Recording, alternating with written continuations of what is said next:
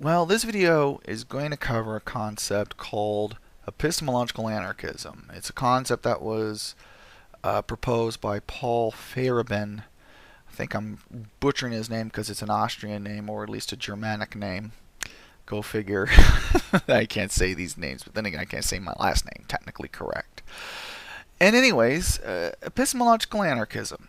Basically, the idea is that there are more ways to truth than what we suppose there to be, which is what we see with, say, the modern kind of narrative of our society, which is that only the scientific method can produce the truth or produce a road to the truth.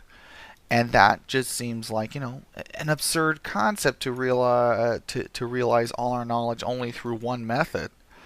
But yet that is kind of what a lot of people believe in. And I want to bring up the Venus Project's supporters like the Infinity Yes. He kind of talks about, in his meeting needs video, talking about meeting a need and a method to meet a need.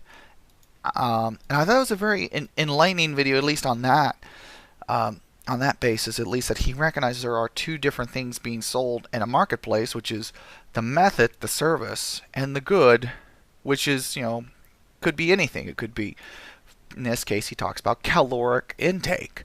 Hamburger versus, say, a fruit salad, I guess was his comparison.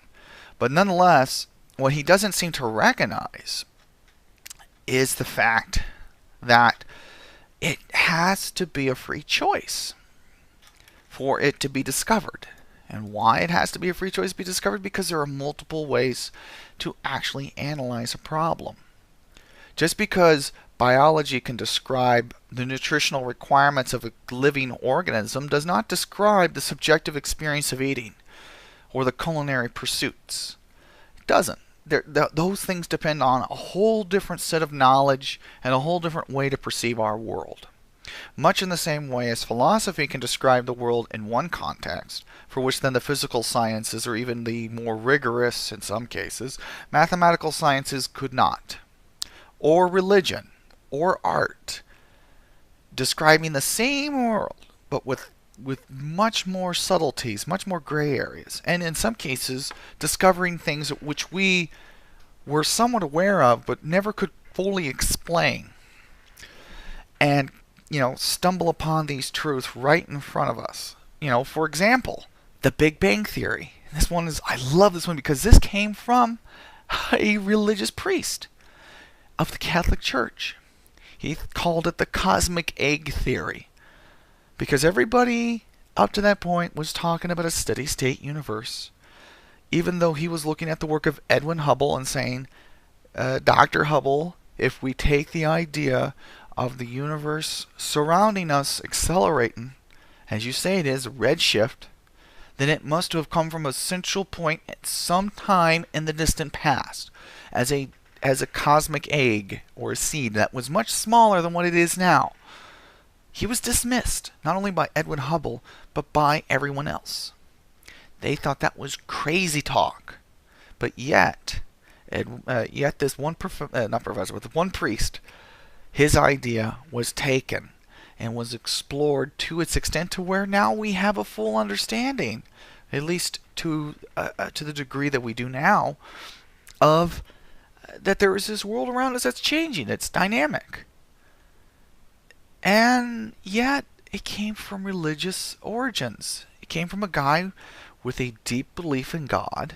He was a priest, after all. And he really liked it because it fit also the concept of a creation story. Because perhaps maybe that cosmic egg was created, of course. And therefore was the proof of God, at least beyond faith. And so when I look at science, and I look at the word being used as it is today, not only by the Venus Project, but by people in general, in colloquial kind of usage, I kind of laugh my ass off a little here. It's disturbing, it's sad, but it's also amusing, because it's so naive. Because let's look at the food issue. Again, culinary pursuits of consuming food is not the same as the biological sciences who say this is the nutritional daily nutritional requirements that is necessary to keep you alive.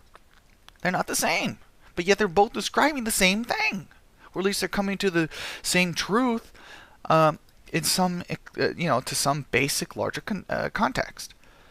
But if we follow the kind of naive thinking that you see a lot of Venus Project supporters and people in general take, we have to give up one for the other.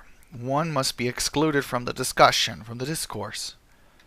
And that is the key problem I see with alternatives to, say, epistemological anarchism and the consequences of following things towards some sort of methodological, monism, where, we just only use one method in this house, son, and if you don't obey, then fuck you. And I can kind of give you at least a tiny story kind of example of that, which is the fact that genetic research in the Soviet Union was prohibited because it was described as being a bourgeoisie science. That's another great example, I think, of non-scientific kind of reasoning and the consequences, at least in respect to the loss of knowledge as well. Just because you have multiple methods to find the truth doesn't mean that you're guaranteed to find the truth.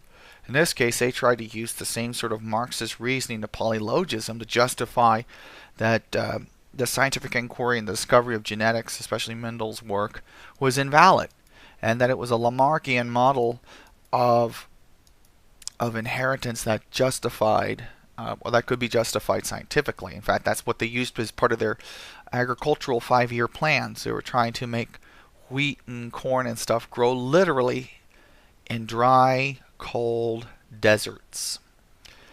And it worked one time and only one time because they used chemical fertilizers and they had a good year with respect to rain and temperatures. And then the next 5 years it failed. You know what happened to the guy who purported the Lamarckian inheritance theory? They sent his ass to Siberia to die. They didn't even shoot him. They just let him suffer in the fucking cold in the middle of nowhere. They weren't just going to have it. They're like, fuck you. So, the long story short is that if you think that, there's only one method to get to the truth, you probably are greatly mistaken. And that you should open your eyes to the wider world of our knowledge, because much of the knowledge that's even practical, such as agriculture, did not derive itself from the scientific method. It derived itself from human experimentation, which meant humans considering things other than what they perceived as being the truth. Meaning that they were capable and willing to take a risk and to bear that risk possibly on their own, to bear greater knowledge and, in this case physically speaking with regard to agriculture, greater fruit, from which then they could prosper. And the only system that I know of that could conceivably integrate this general trend of human discovery and human imagination is the free market. Scientific, so-called, in this case monistic sciences, will not allow for imagination.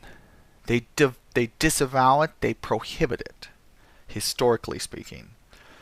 And in doing so, they lose out on a lot of knowledge. In fact, we did lose out on a lot of knowledge this way.